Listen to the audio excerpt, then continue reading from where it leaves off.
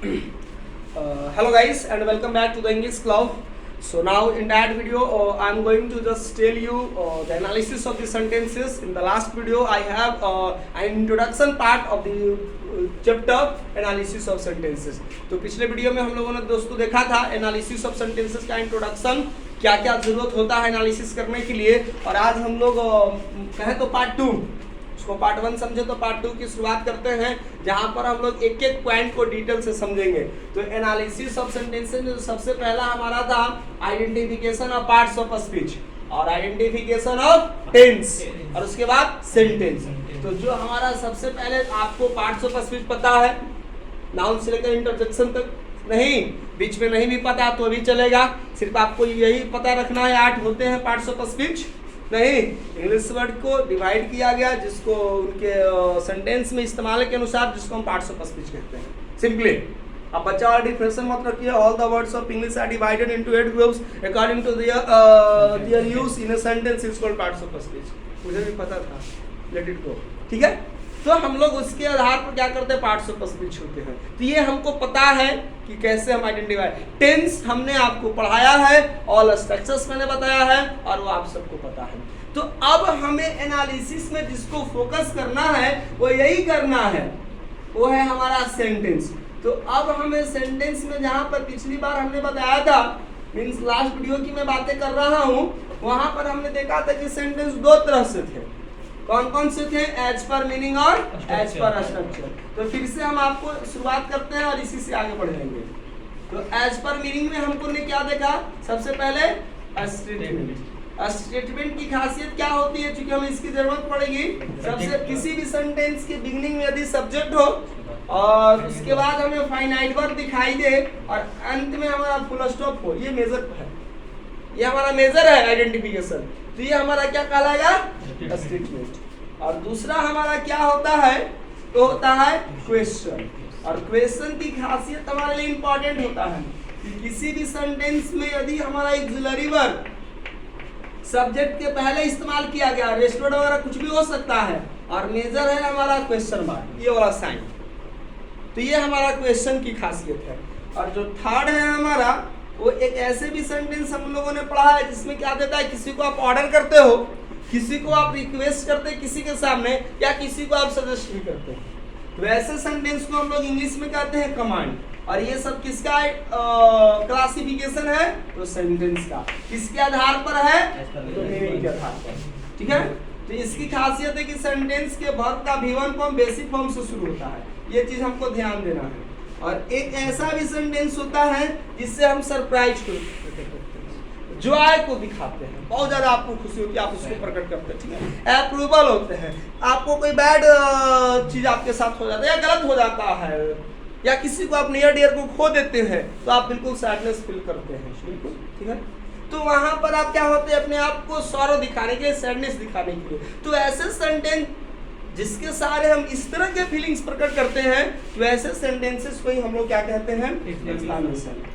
तो ये चीज हमको पता है। और एक्सक्लेमेशन की भी यदि हम मेजर फैक्टर्स की बात करें तो साइन ऑफ एक्सक्लेमेशन से एंड होगा, ठीक है। अब हमारा दूसरा की बात करते हैं, सेंटेंसेस एज पर स्ट्रक्चर। जो दूसरा है हमारा as per structure. As per structure हम लोग एज पर स्ट्रक्चर में सेंटेंस हमारे पास कितने हैं, 4। सबसे पहले हमें क्या देखना है, सिंपल सेंटेंस। तो सिंपल सेंटेंस की हमें क्या पहचान है, कि कैसे जानेंगे कि कोई सेंटेंस सिंपल है। तो इसमें कुछ पैटर्न्स हमें याद रखना, कुछ स्ट्रक्चर्स ध्यान देने हैं। तो किसी भी सेंटेंस में यदि हमारा एक सब्जेक्ट हो और एक ही फाइनाइट वर्ब हो, ठीक है, एक सब्जेक्ट एक फाइनाइट वर्ब हो, वह सिंपल सेंटेंस हुआ। सर आपको देखिएगा स्टेटमेंट में सर यही लिखा, जी हाँ लिखा हुआ यही, लेकिन दोनों का एक्सप्लेनेशन अलग अलग है। इसमें क्या मैं बोल रहा था कि किसी भी सेंटेंस में यदि सब्जेक्ट के बाद फाइनाइट वर्ब हो, लेकिन यहाँ मैं क्या बोल रहा हूँ, the sentence that contains only one subject and one finite verb is considered simple sentence and the sentence that gives an assertion is called statement। अंतर है ना, ये चीज आपको ध्यान देना है। आगे बढ़ो, देखो कुल मिलाकर के हमें बातें करना है ओवरऑल कि एक पढ़ाई कर रहे हैं तो हमारे अंदर एक लगनी चाहिए, ऐसा फील होनी चाहिए कि भाई वी आर लर्निंग। इंग्लिश को इंग्लिश के जैसा मत पढ़ो, तब तो नहीं होगा। बस इंग्लिश को गांव देहात के खाना पीना वैसे करते, घर पर जाते हैं पानी खाना पर बैठे हुए हैं तो लगता है कि पानी की जरूरत है, तो पानी लेके आना। क्या याद करके रहते हैं कि खाना खाने समय हमको पानी पीना है? याद थोड़ा किए हुए हैं, ऑटोमेटिक फील आती है। अब घर से बाहर निकल रहे हैं तो ऑटोमेटिक फील आता है, मिरर में देख ले कहीं इधर उधर तो कुछ ना है, स्मार्ट लग रहा है। ऐसा घर पर याद रखते हैं कल मार्केट जाना है, मार्केट जाने के पहले पाउडर लगाना है, ये लगाना है, आइसक्रीम लगाना है। आइसक्रीम में बोल रहा था, आइसक्रीम खा कर जाते मार्केट में रट्टे हुए हैं, ऑटोमेटिक आती है चीजें। तो यही हमें ये स्ट्रक्चर से दिखाई देता है सेंटेंस का स्ट्रक्चर, तो माइंड में यही ओ सिंपल एक सब्जेक्ट एक फाइनाइट, माने आसमान में भी घूम रहे हैं तो हमको पता है कि एक सब्जेक्ट एक फाइनाइट वर्ब वाले को क्या कहते हैं? Simple sentence. ठीक है ना? नींद में भी सोए हुए हैं तो गर्लफ्रेंड की सपना नहीं, एक सब्जेक्ट एक फाइनाइट वर्ब सिंपल सेंटेंस, एक सब्जेक्ट एक फाइनाइट वर्ब सिंपल सेंटेंस। दिक्कत जी नहीं। तो जिस दिन तुम ड्रीम में पढ़ाई करना शुरू कर दिया तो समझ लेना कि वो सब्जेक्ट आपका धीरे धीरे अपना होने लगा है। जिस दिन आपको ड्रीम्स में आप कॉन्सेप्ट्स को रिकॉल करना शुरू कर दिया, वहां पर भी हाथ पांव चलना शुरू हो जाए, सुबह हो तो पता चले कि जो भाई ब्लैंकेट वगैरह जो भी हो बेड से नीचे, जब तक बेड से नीचे नहीं है तब तक उन्हें समझिए कि आप you are not on right track. कैसे नीचे होगा? जब आप काम करें। नहीं तो जनरली क्या होता है, लोग पकड़ के सोता, ऐसा पकड़ के सोते हैं कि बेचारा मोटा है गद्दा, तो 4 महीना के बाद 4 महीना का 4 दिन के बाद बेचारा पिछड़ जाता है, तो अगर बेड के नीचे गिरते कभी तो बेचारा ख्वाब में जी रहा है। तो ख्वाब में जिए, लेकिन ख्वाब में हम जिएंगे हम अपनी पढ़ाई को, जो हमारा लाइफ बना सकता है, हम उसके ख्वाब में। और दूसरा हम लोगों को पता है वो है कॉम्प्लेक्स सेंटेंस। वो हमारा क्या होता है? Complex sentence. तो कॉम्प्लेक्स सेंटेंस में हम लोगों को क्या देखना है? इसकी पैटर्न की प्रिंसिपल क्लॉज होना चाहिए और सबऑर्डिनेट क्लॉज होना चाहिए। प्रिंसिपल क्लॉज और सबऑर्डिनेट क्लॉज। और जो थर्ड नंबर में हमारा क्या है? Compound sentence. ठीक है ना? कंपाउंड सेंटेंस की खासियत क्या है कि सेंटेंस में हमारा पीसी होना चाहिए और सीसी होना चाहिए। और अभी एक और हमारे पास है, वो क्या है? Mixed sentence. ये सारे डिस्कस पॉइंट थे, क्योंकि हम लोग एनालिसिस पढ़ रहे थे, मैंने सोचा फिर से मैं आपको रिकॉल करा दूं।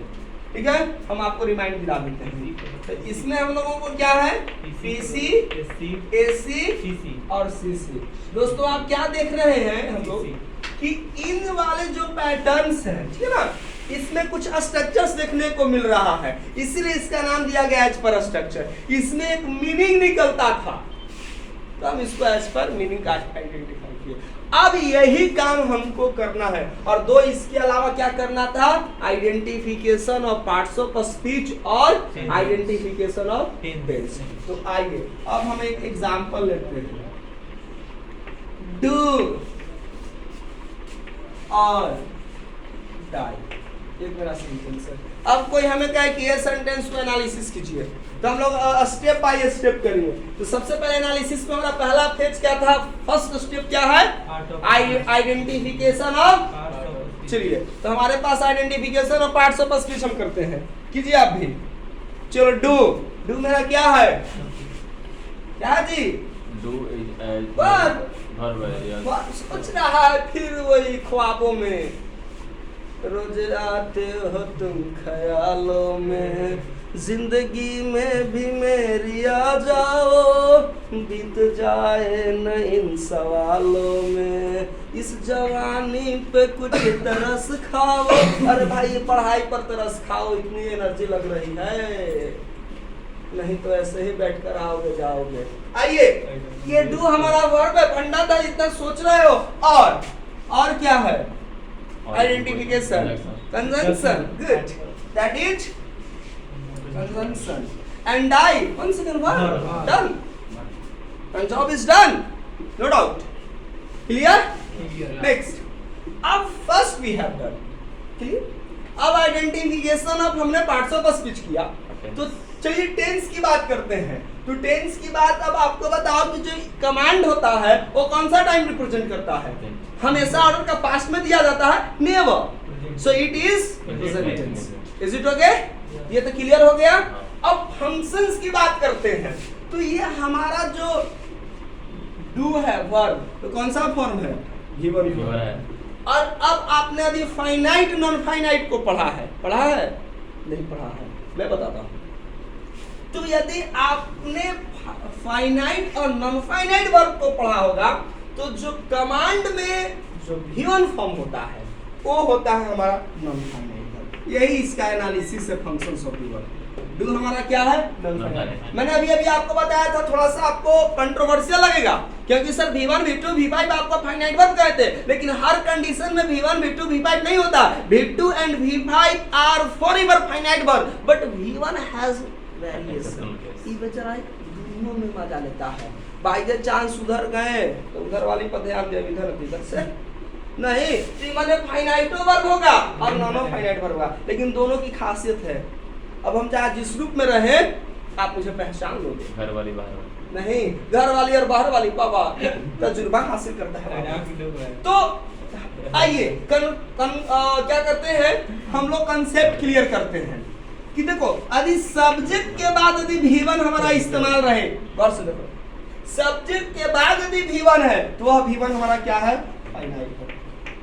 और बाकी कंडीशन में कहीं पर भी V1 आए, जैसे इन्फिनिटिव का V1 नॉन फाइनाइट, कमांड का V1 इंपरेटिव सेंटेंसेस को गो देयर कम हियर, ये सब क्या है? Non finite. सब क्या है? हमारा जो भी हमारा ऑक्सिलरी वर्ब के बाद डू डज डिड के बाद नॉट प्लस V1 आए, डू डज डिड, जैसे he does not want to go there, तो ही डज नॉट वांट, तो यहां पर वांट है तो क्या है? Non finite. समझ में आई बातें? जो भी हम लोग का ऑब्जेक्टिव वर्ब पढ़ते हैं, he makes me laugh, he makes me laugh, तो लाभ हमारा क्या V1 है? फाइनाइट और नॉन फाइनाइट? Non finite. तो हम लोग इसको डिटेल में रखेंगे, लेंगे जब हम लोग फाइनाइट टॉपिक को लेंगे। हमने आपको सिंपली यहाँ पर बता दिया कि ये कैसे पहचानेंगे, ठीक है ना? 2 रहे, 3 रहे, 4 रहे, कोई दिक्कत नहीं। यदि आपने कॉन्सेप्ट क्लियर किया तो आपको चीजें आसान नजर आएगी। क्लियर है दोस्तों? अब यहाँ पर कोई सब्जेक्ट नहीं छिपा हुआ है, यानी कि ये हमारा नॉन फाइनाइट है। और कंजंक्शंस है, तो इसका काम, इसका functions already parts of speech में कि कंजंक्शन का काम क्या होता है? वर्ड्स को, क्लॉजेस को, फ्रेजेस को, सेंटेंसेस को कंबाइन करेगा। इसको मतलब जैसे ये लिंक का काम करेगा ना, ये दो लोग हैं तो उसको ज्वाइन करते हैं। विशेष सब लेक्चर नहीं देंगे। और डाई फिर से हमारा क्या है? V1 फॉर्म में। तो V1 फॉर्म में है तो 1 सेकंड होगा, फाइनाइट होगा नॉन फाइनाइट होगा? नॉन फाइनाइट होगा। Identification of parts of speech, identifications of functions of the words, ठीक है? आइडेंटिफिकेशन ऑफ टेंस, और अब आखिरी बारी है आइडेंटिफिकेशन ऑफ सेंटेंस। और हमारे पास है 2, एज पर मीनिंग और एज पर स्ट्रक्चर। तो आइए पहला, सबसे पहले आपको बताओ एज पर मीनिंग के अनुसार डू और die which kind of sentence? Command. वाह, which kind of command? How did you identify? Because it begins with V1 form. चला, अरे चला कि चली? चला। हाँ चला, क्या बात है, दिस इज कमांड। अब types of sentence as per structure, जो बताया सो सुपर जीनियस, और जो नहीं बताया ऊपर से भी genius. Simple sentence, complex. Complex, is it complex? No dear, no, this is not complex. समझना है डू और डाई, सब संज्ञा के आवरे और उनावत के तीर, देखने में छोटा लगे घाव करेगा। ये देखने में छोटा है डू और डाई, लेकिन है खतरनाक। बेटा सांप कितना भी जहरीला क्यों न हो, नेवले का शिकार थोड़े कर सकता है, नहीं ना? तो ये देख भले ही खतरनाक है, हमारे पास कॉन्सेप्ट है। कैसे तुम है ये कौन सा सेंटेंस है? कंपाउंड, कॉम्प्लेक्स, सिंपल और मिक्स्ड, यही चार है ना? यस। सिंपल, कॉम्प्लेक्स, कंपाउंड और मिक्स्ड। तो अभी आंसर है कॉम्प्लेक्स जी नहीं, अभी आपको मैंने बताया था। अभी आपने ये कॉमन चीजें चलती है, हर लोगों को ये बता दिया गया है। वॉयज है फैन, यानी फैन वॉयज, ठीक है ना? और ये कैसा कंजंक्शन है दोस्तों? Coordinative conjunction. where F stands for, A stands for and, N stands for nor, and its whole is neither nor, right? B stands for but, O stands for or, and it is used with either or. Understand? And Y stands for it, and S stands for so. So these fanboys are coordinating conjunctions. My dear students, you must keep in your mind the clause that begins with coordinating conjunctions.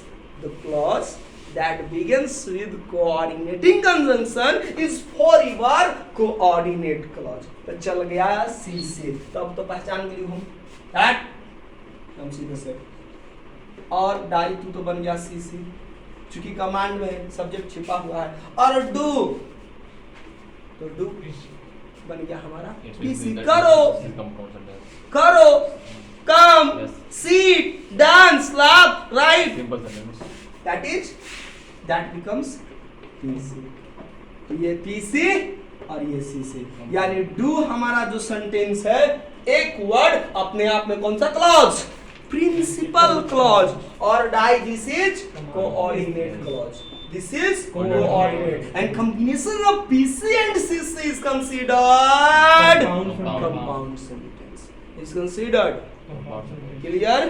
तो ये हमारा क्या था, तो as per हमने देखा meaning command, और as per अब स्ट्रक्चर देखेंगे तो क्या हो जाएगा, and that whole process is considered analysis of sentence, and with that this is the end of today's section. If you like my videos, please never forget to share, like and subscribe the channel. Thank you.